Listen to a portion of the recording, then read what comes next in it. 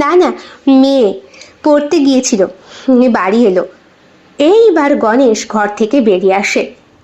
ব্যালকনির কাছে এসে দেখে 18-19 বছর বয়সী একটি মেয়ে, পরনে হালকা আকাশি রঙের চুড়িদার, তবে সেটা স্কিন টাইট। মাথার চুলটা ছাড়া, বিরাট বড় বড় চুল, পিঠে ব্যাগ। আপনার মেয়ে তো অনেক বড়। হ্যাঁ, আমার মেয়ের অনেক বড় বয়সে আমার ছেলে হয়েছে।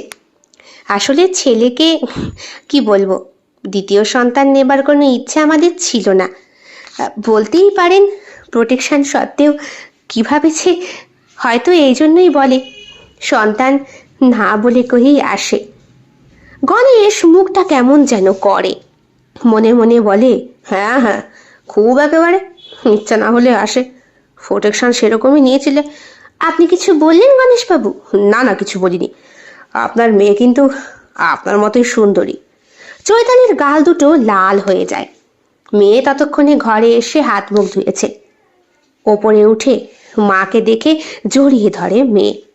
মেয়ের গা থেকে একটা সুন্দর গন্ধ ভেসে আসে গণেশের নাকে, শুঁকে নেয় প্রায় সবটুকুই। মা, কতদিন পর। মা, তুমি এরকম দেরি করে কেন আসো? জানো, আমার বন্ধুদের সবাইকে কৈফিয়ত দিতে দিতে আমি শেষ হয়ে যাই। কৈফিয়ত? কি কৈফিয়ত? ওরা প্রায় দিনই বলে তুমি নাকি পালিয়েছো। এসব কি কথা মা? এসব কথা কেউ বলে? আর ওই রকম সঙ্গে তুমি মেশো কেন? মা, এটা কে? পিছন দিকে তাকিয়ে গণেশকে উদ্দেশ্য করে মামুন বলে, হে, এটা এটা একটা আঙ্কেল। উনি চলে যাবেন, ওনার কাজ মিটে গেলেই। এসছেন আমাদের গেস্ট হিসাবে। হো, প্রণাম করতে যায় মেয়েটি। যখনই পায়ে হাত দিয়ে প্রণাম করতে গেছে, ঠিক তখনই ওর দুদিকের কাঁধে হাত দিয়ে গণেশের শরীরটা কেমন যেন শিহরিত হয়ে উঠেছে। পা থেকে মাথা পর্যন্ত অপূর্ব সুন্দরী মেয়েটি।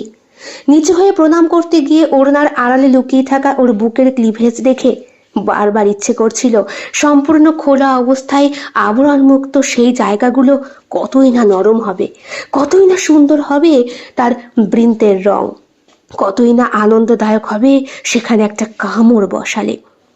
জেগে ওঠা পুরুষ সত্তাকে থামানোর জন্য প্রায় ধাক্কা দিয়েই ওকে সরিয়ে দেওয়ার চেষ্টা করে গণেশ। তারপর বলে, বাহ, খুব ভালো, আর প্রণাম করতে হবে না। ঠিক আছে, অনেক বড় হও, পরে কথা হবে। এই বলে গণেশ ভেতরে গিয়ে দরজা বন্ধ করে দেয়। তারপর মনে মনে মেয়েটিকে কল্পনা করে হাত চালায় তার শরীরের অবাঞ্ছিত সেই অঙ্গে, যেটি এই সময় জেগে চরম বিপত্তিতে ফেলে দিয়েছিল গণেশ।